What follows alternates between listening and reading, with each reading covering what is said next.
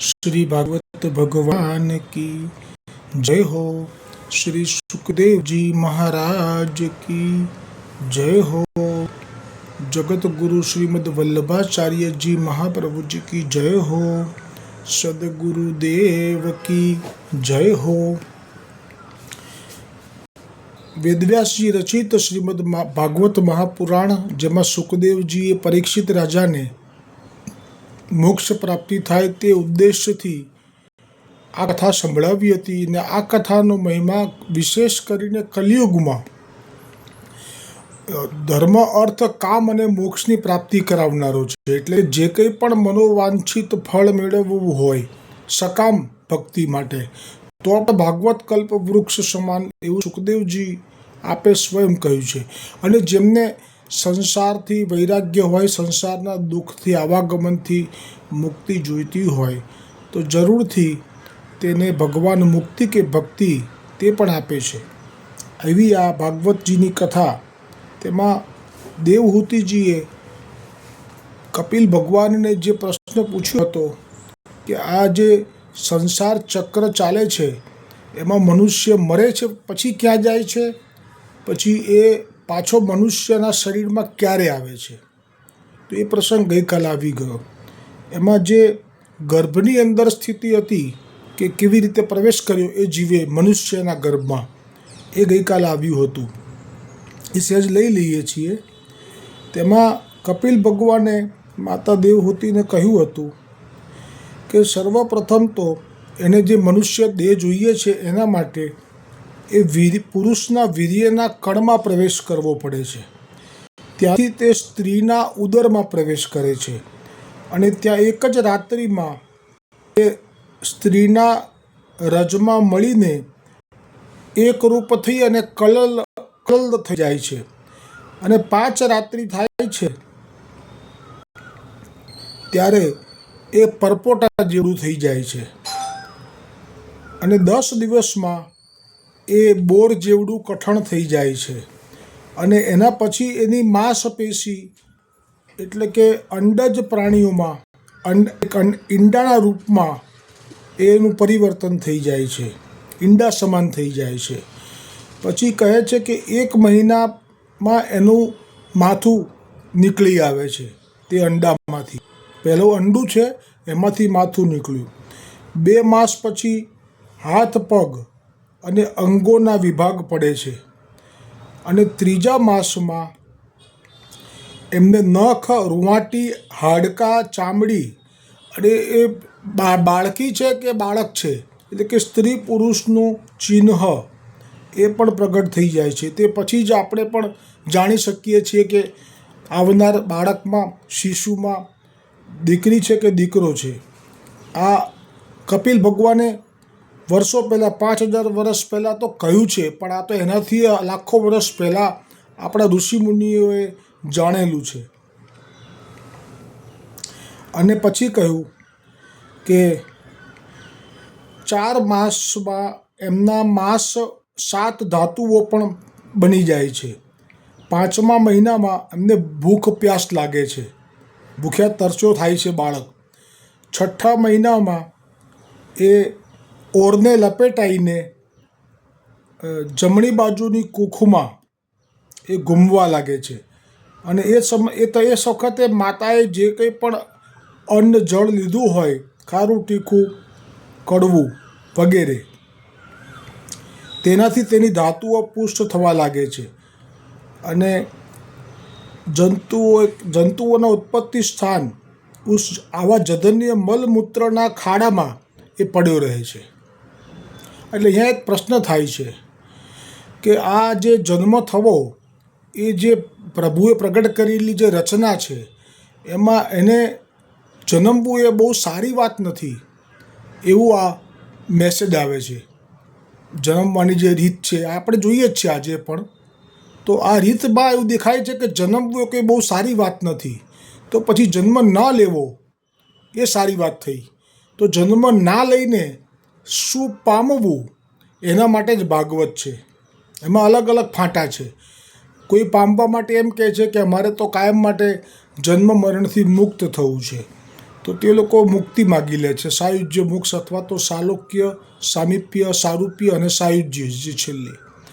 અને જે ભક્તો છે એ પાછા આ ગર્ભમાં આવવા તૈયાર છે. 9 મહિનામાંથી એમના ભાગે 4-5 મહિનાનું કષ્ટ આવે છે, એ ભોગવવાય તૈયાર છે, પણ પછીનો જે લાભ છે એ તો એ બધાથી ઉત્તમ છે. ત્યારે તો કોઈએ કહ્યું કે હરિના જન તો મુક્તિ નવ માગે, માગે જન્મો જન્મ અવતાર રે. અને એક બીજા ધોળમાં પણ કહ્યું કે કર્મના યોગે જે કોઈ યોની સાંપડે, વૈષ્ણવ રાખે ત્યાં પણ સ્વરૂપમાં પ્રેમ જો. એટલે કે જો ભક્તિ છે તો એને પછી મોક્ષ કે આ જે જન્મવું ન પડે, ગર્ભમાં આવવું ન પડે, એ એને પછી બહુ કષ્ટદાયક રહેતું નથી. કેમ કે ભક્તિ છે એટલે થોડુંક શ્રમ છે, થોડીક તકલીફ છે, પણ પછીનું જે જીવન છે એના માટે તો કહેવાય કે બ્રહ્માજી પણ તલસે છે, ઇન્દ્ર પણ તલસે છે ભક્તિ માટે. આ ભક્તિ જેને મળી છે એને આ વાસ પણ ગમે છે. કેમ? તો કે આ વાસ કરે તો જ એ ભૂતલ પર આવે. અને પછી કહ્યું છે કે ભૂતલ ભક્તિ પદાર્થ મોટું, અમરાપુરમાં નાહી રે. એટલે બહુ વિરોધાભાસ છે આ જન્મવાની બાબતમાં. અને પ્રભુ પોતે ગર્ભમાં આવે છે, અને પ્રભુ પોતે ગર્ભમાં આવ્યા છે એનું પ્રમાણ આખા વિશ્વને આપે છે કે જુઓ, ગર્ભમાં હું હતો અને સ્તુતિ કરવા માટે વિષ્ણુ, મહાદેવ, બ્રહ્મા વગેરે આવેલા. તો આ ગર્ભમાં આવવું એ પ્રભુ કહે છે કે મને રૂચે છે, કેમ કે મારા ભક્તો માટે લીલા કરવા આવું છું. તો પ્રભુના ભક્તો માટે પ્રભુ પોતે જો ગર્ભવાસ કરી લે છે તો ભક્તો પણ તરત જ તૈયાર થઈ જાય છે કે અમે પણ કરી લઈશું. પણ કયા ભાવ માટે? ભોગ ભોગવવા માટે નહીં, લૌકિક સુખ માટે નહીં, પણ પ્રભુની સ્વરૂપની લીલાનું પાન કરવા માટે. પછી તો ગઈકાલે જે આવ્યો હતો પ્રસંગ કે જેમાં કહ્યું હતું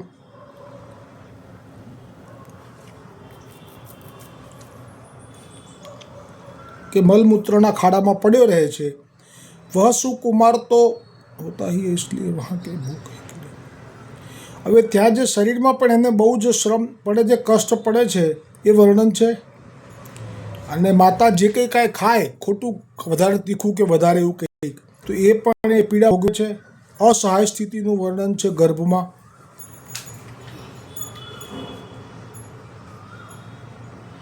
અને એક પાંજરાનું પક્ષી હોય પુરાયેલું, એવું પરાધીન છે. પોતાની જાતને અંદર પડખું ફેરવવું હોય તો પણ એ ફેરવી શકતો. બિલકુલ આ ઘરડા માણસોની જે સ્થિતિ થાય બીમાર થઈ ગયા પછી, એવી અસમર્થ સ્થિતિમાં પડ્યો રહે છે. અને ત્યારે પ્રભુની અદ્રષ્ટ પ્રેરણાથી એની સ્મરણ શક્તિ શાર્પ થઈ જાય છે. અને એ શાર્પ થયા પછી એને પોતાના સેંકડો જન્મો લખ્યું છે. કપિલ ભગવાને કહ્યું છે સેંકડો. એના જે જન્મો છે, એને કર્મો છે, એને યાદ આવે છે. એટલે કોઈ એમ કહે છે કે આ ભવસાગર જે છે એમાંથી ગયા પછી પાછા નથી અવાતું. એ વાત બી સાચી છે, પણ પછી પ્રભુ કૃપા કરીને આપે છે માનવ દેહ, એ પણ એટલું સાચું છે. એટલે દુર્લભ કહ્યો. અને એ આપતી વખતે જન્મ થતાં પહેલાં જ આ સ્મરણ શક્તિ પણ આપે છે. એટલે એને એક અવસર આપે, તક આપે કે હવે તારે આ માનવ તનમાં આવ્યા પછી તું ઈચ્છે તો અમારી ભક્તિ પ્રાપ્ત કરીને નિર્ભય થઈ શકે. તન મનના તાપ બુઝાવે, હરિ શરણે જો આવે. અને જો આ જ પ્રમાણે તું ભોગવીશ જે તે જોયા અત્યારે જન્મો તારા, તો પછી આ જ પ્રમાણે થશે. માથું કૂટી કૂટી મૃત્યુને ભેટે. એટલે પછી આ જ ચક્કર ચાલ્યા રહેશે. તો બહુ વિસ્તાર થશે, વધારે ગઈકાલનું લઈશું તો. એટલે હવે સીધું જે આવીને રડવા, એ જે જન્મ્યો અને રડવા લાગ્યો, ત્યાં સુધીનો પ્રસંગ ગઈકાલે આવ્યો હતો. આ પ્રસંગ બહુ જ નાજુક છે એટલે મેં ફરીવાર લીધો કે લોકો જે અત્યારે રોફ મારે છે, કંઈક યુવાનીને કારણે, કંઈક ધન ભેગું થઈ ગયું છે વધારે, એના કારણે એના આશ્રયે બધું આમ કરી લઈશું ને તેમ કરી લઈશું ને આજનો લાવો લીજીએ કાલે. આ ભક્તિમાં સારી વાત છે, પણ લૌકિકમાં આજનો લાવો લીજીએ કાલે કોણે જોઈ છે, અને આપ મુઆ ફિર ડૂબ ગઈ દુનિયા, અને કોઈનું પણ છીનવી લેવું, ઝૂંટવી લેવું, છલ કરી લેવું, કોઈને નિશાસો નાખીને આંચકી લેવું, તો પછી આ બધી સ્થિતિ આવે છે જે નર્કનું વર્ણન આવ્યું અને પાછું ગર્ભમાં પુરાયું છે. આ સ્થિતિ એને બચાવે છે એવું કરતા. એટલે આનો મેં આજે ફરીવાર એનું રિપીટ કર્યું મેં. અને જે ગઈકાલે સ્તુતિ આવી ગઈ છે એટલે અત્યારે એને નથી લેતો હું. હવે સીધો જે પડે છે મળમૂત્રના ખાડામાંથી બહાર આવે છે ને ત્યાં પણ મળમૂત્રમાં જ પડ્યો રહે છે ને. જ્યારે ગર્ભમાંથી બહાર આવે છે ત્યારે બી એ દ્રશ્ય બી ભગવાને સુંદર નથી રાખ્યું. એક જન્મને સુંદર નથી રાખ્યું પ્રભુએ, અને મરણને પણ સુંદર નથી રાખ્યું. એટલે આમાં એક બહુ સુંદર ભાવ જો ભગવાનનો પોઝિટિવલી જોવા જઈએ તો ભગવાન એમ કહે છે કે તું ફરવા ગયો છું, ત્યાં મોહી ના પડીશ, તું છું મારો, અને મારું ધામ એવું છે કે ત્યાં આવું બધું નથી. એટલે કે ત્યાં ગર્ભમાંથી પીડા પણ નથી અને મૃત્યુ વખતે રાખ પણ થવાનું નથી. એટલે મૂળ મારો છું, ફરવા ગયો છું, પાછો આવજે, ના આવે એવું ના થાય, જોજે પાછો. આ ભાવ છે પરમ માતા પિતાનો. પણ જ્યારે જીવ આવી જાય છે અને પછી એવો ખોવાઈ જાય છે તો ઠીક છે, પુષ્ટિ માર્ગમાં તો મહાપ્રભુજીને ગોવર્ધનનાથજી આજ્ઞા કરી એટલે હવે પાછા જવાનું થયું. પણ બાકીના જે જીવો શ્રવણ કરી રહ્યા છે આ ભાગવતજીની કથા, એમના માટે તો આ ભાગવતજીની કથાને વારંવાર રોજ શ્રવણ કરવાનો ભાવ રાખશો તો તમારે પણ આ જે દુઃખ છે એ દુઃખ નહીં પડે જે આ જીવને પડ્યું અત્યારે કપિલ ભગવાને કહ્યું તે. હા, એટલે ગઈકાલે જે છેલ્લો પ્રસંગ આવેલો એમાં જે પ્રાર્થના કરે છે ભગવાનને, કેમ કે એને નરકનો અનુભવ જોયો. જેમ કોઈ ચોર કે કોઈ ખૂની કે કોઈ પાપ કરનારો પકડાઈ જાય તો જ્યારે એને પોલીસ દંડ આપે તો એ દંડ આપતી વખતે જે કઠોર થઈ જાય તો એ વખતે પેલો જે ચોર કે લૂંટારું કે જે પાપ કરનારો છે એ દીન થઈ જાય. અને દીન થવું એ પેલું કઠોર શિક્ષા મળી રહી છે એનું પરિણામ હોય છે. પણ એનો અર્થ એવો નહીં સમજવો જોઈએ કે એમાંથી પછી જ્યારે જેલમાંથી છૂટે પછી પાછું એ પાપ નહીં કરે, એવું નહીં સમજવું જોઈએ. કેમ કે એની જે વૃત્તિ છે એ તો જન્મોની છે, એટલે એકદમ તો નથી છૂટતી. એટલે વળી પાછો થોડોક સમય તો એનો એવું થાય છે કે ના, આવું ના કરવું જોઈએ, નહીંતર ફરી પાછું આવી રીતે ભોગવવું પડશે.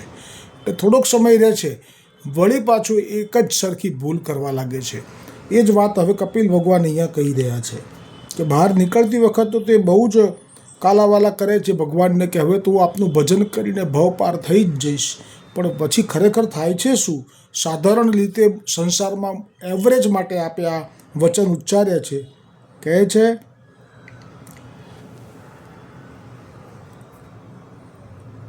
કે हाँ, पृथ्वी पर माता के रुधिर और मूत्र में पड़ा हुआ वह बालक विष्टा के कीड़े के समान छटपटाता है. पराकाष्ठा છે આ, જન્મ થવાની આ છેલ્લી પળ છે. उसका गर्भवास का सारा ज्ञान नष्ट हो जाता है और वह विपरीत गति को प्राप्त होकर बार बार जोर जोर से रोता है. फिर जो लोग उसका अभिप्राय नहीं समझ सकते उनके द्वारा उसका पालन पोषण होता है. ऐसी अवस्था में उसे जो प्रतिकूलता प्राप्त होती है उसका निषेध करने की शक्ति उसमें नहीं होती.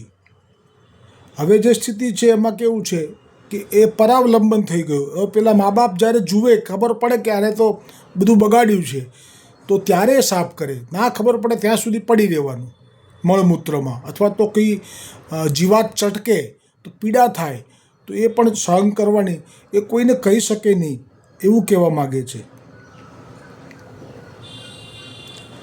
शिशु अवस्था में उसे खाट पर सुला दिया जाता है.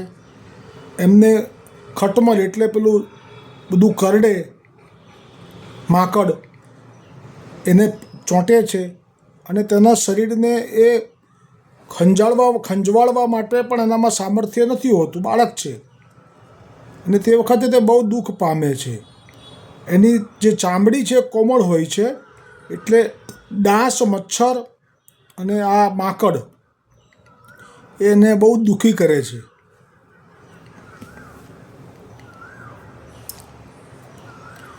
આ પ્રમાણે હવે જુઓ એની શરૂઆત થઈ પાછી. અત્યારે અંદર જે કબૂલાત કરી હતી પણ હવે જુઓ પાછું એનું એ ચાલશે. ભૂલ કરવી એકને એક, પુનરપી જન્મમ પુનરપી મરણમ. આના માટે જ સત્સંગ અને ભાગવત કથા તો બિલકુલ ઔષધ. તમારા ઘરમાં કંઈ પણ આદિવ્યાધિ હશે, આ તમે શ્રવણ કરશો, આદિવ્યાધિ શાંત થઈ જશે. પણ પ્રભુની માયાની જે થપાટો છે એ પ્રભુની ગુણગાન થતા હોય એ સ્થળ ઉપર ભાગવતજીના ત્યાં આવી ના શકે માયા. આ બધો અનુભવ તમે કરશો, સ્વાભાવિક જ કરશો. હવે જે બાલ્ય અवस्था, कौमार अवस्था, पौगंड अवस्थाओं के दुख भोग कर बालक जब युवा अवस्था में पहुंचता है, उस समय उसे यदि कोई इच्छित भोग नहीं प्राप्त होता, એ વખતે હવે જો એ મોટો થયો, હવે એને જો ઈચ્છિત ભોગ ના મળ્યો તો એ અજ્ઞાનવશ ક્રોધમાં દગ્ધ થઈ જાય છે અને શોકાકુલ થઈ જાય છે. એટલે એ ભૂલી ગયો બધું ગર્ભમાં જે બોલ્યો તો એ કે ના હવે તો ભજન કરીને ફરી આવી રીતે હું નહીં પુરવું. હવે ભૂલ્યો અને હવે પાછો વટ મારે છે, આ મળવું જ જોઈએ મને, હું યુવાન છું. ના મળે સ્કૂટર, મોબાઈલ, કાર ના મળે એટલે વળી પાછું એને ક્રોધ ઉત્પન્ન થયો. એ બધું ક્યાં ગયું? અંદર જે પુરાયેલો હતો આટલા બધા મહિના સુધી એ બધું જતું રહ્યું. ક્ષણિક વૈરાગ્ય હતો એ. એટલે હવે શું કરવા માંડ્યો? એ પોતાના જ ક્રોધને વશ થઈને, એના ક્રોધને વધી જવાથી અને બીજા કામી પુરુષોની સાથે પણ એ વેર બાંધી લે છે. અને ખોટી બુદ્ધિવાળા અજ્ઞાની જીવ જે પોતાના દેહને જ પોતે માને છે એવા લોકોની સાથે એનો સંગ થઈ જાય છે. અને શરીરમાં વૃદ્ધાવસ્થા વગેરે અનેક પ્રકારના કષ્ટ એ વળી પાછો વૃદ્ધ થાય છે અને ફરી પાછો આ જ પ્રમાણે દુઃખ પામે છે. અને જે કર્મ કરે છે એ કર્મ એની પાછળ પડી જાય છે. એ કર્મમાં બંધાઈ જવાને કારણે એ પાછો વારંવાર આવી રીતે ગર્ભમાં આવે છે, પાછો જન્મ થાય છે, સંસાર ચક્રમાં એને પડવું જ પડે છે. પણ સન્માર્ગમાં ચાલતા ક્યારેક એની જીવહા, हाँ, सन्मार्ग पे चलते हुए यदि इसका किसी जिह्वा और उपस्थेंद्रिय के भोगों में लगे हुए विषयी पुरुषों से समागम हो जाता है और यह उनमें आस्था करके उन्हीं का गुणगान करने लगता है. हाँ, એટલે જ્યારે યુવા અવસ્થામાં છે અત્યારે અને કોઈ વિષય એટલે કે સ્ત્રીનો કામી સંગ કરનારો જીવ હોય એનો જો એને સંગ થઈ જાય તો એને એ જ મોટો દેખાય, એના જ ગુણગાન કરવા લાગે છે.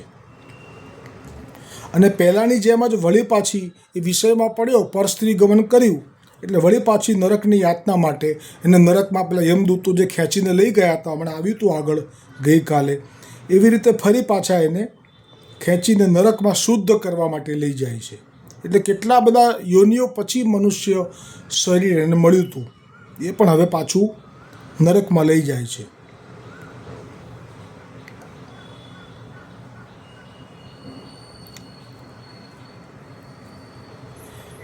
અને જેના સંગમાં સત્ય, શૌચ, દયા, વાણી સંયમ, બુદ્ધિ, ધન સંપત્તિ, લજ્જા, યશ, ક્ષમા, મન અને ઇન્દ્રિયોના સંયમ તથા ઐશ્વર્ય આદિ બધા સદ્ગુણ નષ્ટ થઈ જાય છે, જેવી રીતે અજામિલના થઈ ગયા હતા.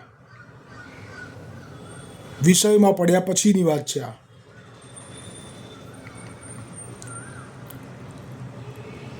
અને એ અત્યંત શોચનીય સ્ત્રીઓનો જાણે રમકડું બની જાય. એટલે સ્ત્રી સુખ મેળવવા માટે સ્ત્રી જેમ નચાવે એમ એ નાચે.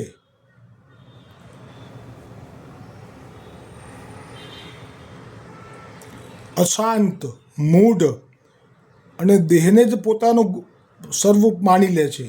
અને અસત પુરુષોનો સંગ એટલે ક્યારે પણ ન કરવો જોઈએ.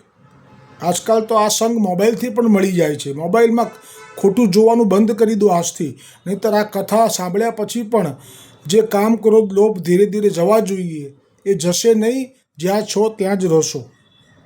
એ છોડવું જ પડશે. છોડ્યા વગર તો આવ્યું ને આગળ કે જે આ સંગ છોડે છે દુસંગ, પછી ભગવાન કૃપા કરે છે.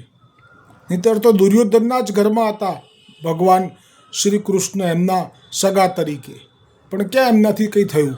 ભગવાન સ્વયં સામે વારંવાર આવે છે, છતાં પણ એમને ભગવાનમાં ભગવદ બુદ્ધિ થતી નથી. એટલે આ જમાનામાં અસુરો કોને કહેવાય? તો કે પહેલાંના વખતમાં સતયુગમાં અસુરો એટલે કે દિતિના પુત્ર દૈત્યો, આદિતિના પુત્ર આદિત્યો એ હતું. દૈત્યો જુદા હતા. હવે તો પાંડવોના અને કૌરવોના મા બાપ ગણો તો એક જ છે, વ્યાસજી. આમ જોવા જઈએ તો ભીષ્મના પિતાજી હતા તે, એમના જે વંશમાં જે આ બાળકો થયા શાંતનુ, એના જે વંશમાં બાળકો થયા એમાં પાંડવોને ભગવાનમાં પ્રેમ છે, અને એમના જ બાળકોના બીજા ભાઈના છોકરાઓ જે થયા કૌરવો, એમને ભગવાન માટે દ્વેષ ભાવ છે, ભગવાન છે જ નહીં એવું માને છે. તો હવે તો ઘરે ઘરે એક જ ઘરમાં કુટુંબમાં અમુક ભગવદ માટે સારો ભાવ ધરાવનારા, બીજા અસુર જેવા, આ રીતે હવે તો ઘરે ઘરે થઈ ગયા.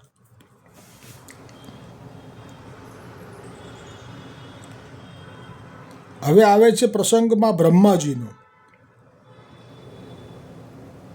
कि एक बार अपनी पुत्री सरस्वती को देखकर ब्रह्मा जी भी उसके रूप लावण्य से मोहित हो गए थे और उसके पीछे मृगी रूप होकर भगवान उसके होकर भागने पर उसके पीछे निर्लज्जापूर्वक मृग रूप होकर दौड़ रहे थे.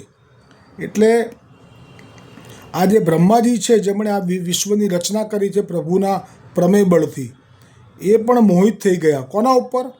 તો કહે છે આપણી જ દીકરી સરસ્વતીજી ઉપર. અને આ સરસ્વતીજી એ જાણ્યું કે મારા પિતા મને ભોગવવા માટે મારી પાછળ પડ્યા છે, તો એમણે હરણીનું રૂપ લઈ લીધું અને દોડ્યા.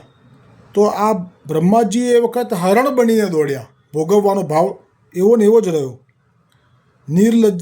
નિર્લજ્જતાપૂર્વક દોડને લગે. આ દ્રષ્ટાંત કપિલ ભગવાને દેવહૂતિજીને આપ્યું કે આ વિષય એ ક્યાં સુધી જીવને લઈ જાય છે.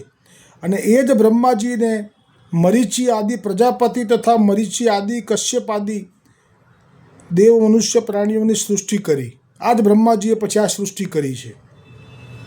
પ્રજાપતિઓ જે એમના શરીરમાંથી પ્રગટ થયા એ. એટલે કહ્યું કે હવે એટલા માટે શા માટે ભગવાનને ભજવાનું, બીજા કોઈને નહીં. આપણા ઘરમાં પણ આપણાથી જો કોઈ વડીલ હોય, બહુ સારું કર્મ કરીને ગયા હોય, અને છતાં પણ એમને કેમ નહીં ભજવાનું? તો એનું કારણ આપણે કપિલ ભગવાને કહ્યું કે આ જે સૃષ્ટિ છે એ મૂળ પ્રાકૃત છે, બ્રહ્માજીથી પ્રગટ થયેલી છે. બ્રહ્માજી પણ પ્રાકૃત છે, એટલે ઋષિમુનિઓ પણ પ્રાકૃત છે. આ જે છે તે બધા હવે આવી ગયું સર્વોત્તમ સ્તોત્રમાં, જ્યારે કહ્યું કે શા માટે મહાપ્રભુજી વલ્ભાચાર્યજીના સમાન કોઈ નથી, ત્યારે ગુસાઈજીએ કહ્યું, ગોકુલનાથજીએ કહ્યું કે બધા પ્રાકૃત છે. જ્યારે મહાપ્રભુજી ત્રિગુણાતીત છે, ત્રિગુણાતીત નામમાં આ વાત આવી. એટલે કહે છે અહીંયા કપિલ ભગવાન કે ઇનમેं એક નારાયણ को छोड़कर ऐसा એવો કોણ પુરુષ છે કે જેમની બુદ્ધિ એ સ્ત્રીથી માયાથી મોહિત ન થાય? મારી આ સ્ત્રી રૂપિણી માયાનું બળ તો જુઓ. કપિલ ભગવાન એટલે કે વિષ્ણુ જ કહી રહ્યા છે કે મારી આ સ્ત્રી રૂપિણી માયાનું બળ તો જુઓ, કે આ પોતાના ભ્રુકુટી વિલાસ માત્રથી મોટા મોટા દિગ્વિજયી વીરોને પણ પોતાના પગ નીચે કચડી નાખે છે. એટલે કે તરે કોણ માયા તારી, દયા નીજો દ્રષ્ટિ તારી. જે પુરુષ યોગના પરમ પદ ઉપર આરૂઢ થવા માગે છે, અથવા તો જેણે મારી સેવાના પ્રભાવથી આત્મા અનાત્માનો વિવેક થઈ ગયો છે, તે ક્યારે પણ સ્ત્રીઓનો સંગ ન કરે. આ શબ્દો છે પ્રભુના. કેમ કે એમને આવા પુરુષ માટે નરકનો દરવાજો બતાવવામાં આવ્યો છે. ભગવાનની રચેલી આ સ્ત્રી રૂપિણી માયા એ ધીરે ધીરે સેવાનું, એટલે કે તમારી સેવા કરવી છે એવું કરીને તમારી પાસે આવે છે. તે વખતે તે જેમ કે પેલા ઘાસના તણખલાઓથી ઢકાયેલો કૂવો હોય, તો એ જમીન ઉપર કોઈ કૂવો છે, એમાં ઘાસના તણખલા ઉપર રાખવામાં આવેલા છે, એવી ઉપમા આપી આ સ્ત્રી માટે. તો એ વખતે જ્યારે કોઈ ઘાસના તણખલા ઉપર જઈને ચાલવા જાય તો સીધો કૂવામાં જાય પછી બહાર ના આવે. એવી રીતે જો કોઈ આવા સ્ત્રીના સંગમાં પડી જાય છે પછી એનું સમજો કે પછી ક્યારે પણ ઉદ્ધાર થઈ શકતો નથી. સ્ત્રીમાં આસક્ત રહેવાને કારણે અંત સમયે એનું ધ્યાન પણ એ સ્ત્રીમાં જ જાય છે. મરતી વખતે આ ક્યાં કોણ સ્ત્રી બને છે ને સ્ત્રીની યોનિ કેમ આવે છે એનું કારણ કપિલ ભગવાન કહી રહ્યા છે કે ત્યારે એ સ્ત્રીનું ધ્યાન કરીને મરે છે એટલે એને ફરી જન્મ સ્ત્રીના શરીરમાં થાય છે. આ પ્રકારે સ્ત્રી યોનિને પ્રાપ્ત થાય છે.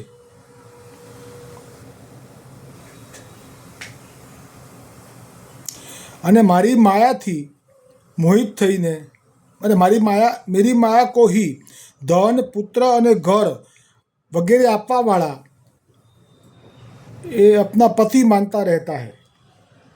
सो जिस प्रकार व्याघ्रे का गान એટલે જે પેલો શિકારી ગાન કરે અને જેવી રીતે ભાળા પેલા પશુ પક્ષીઓ ફસાઈ જાય છે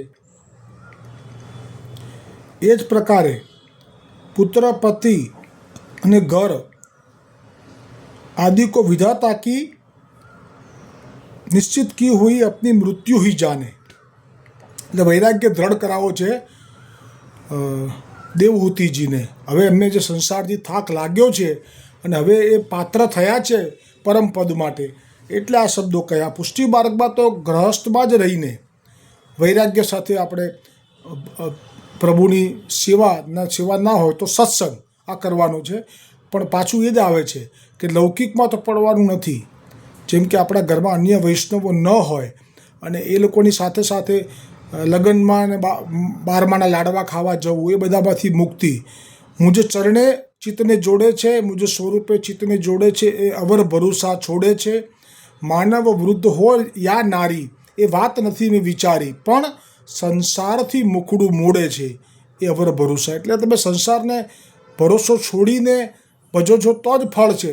પાછો ભરોસો સંસારનો રાખો છો અને પછી ભજવા ખાતર ભજો છો તો એમાં કંઈ બહુ બરકત નથી. અધૂરો રહેલો પ્રસંગ ભાગવતજીનો આવતીકાલે આવશે. બોલો ભાગવત ભગવાન કી જય હો. શ્રી સુખદેવજી મહારાજ કી જય હો. જગતગુરુ શ્રીમદ વલ્લભાચાર્યજી મહાપ્રભુજી કી જય હો. સદગુરુદેવ કી જય હો. हमारा ब्रह्मसंबंध दातार गुरु कड़ीगर व्रजेश कुमार जी महाराज श्री की जय हो.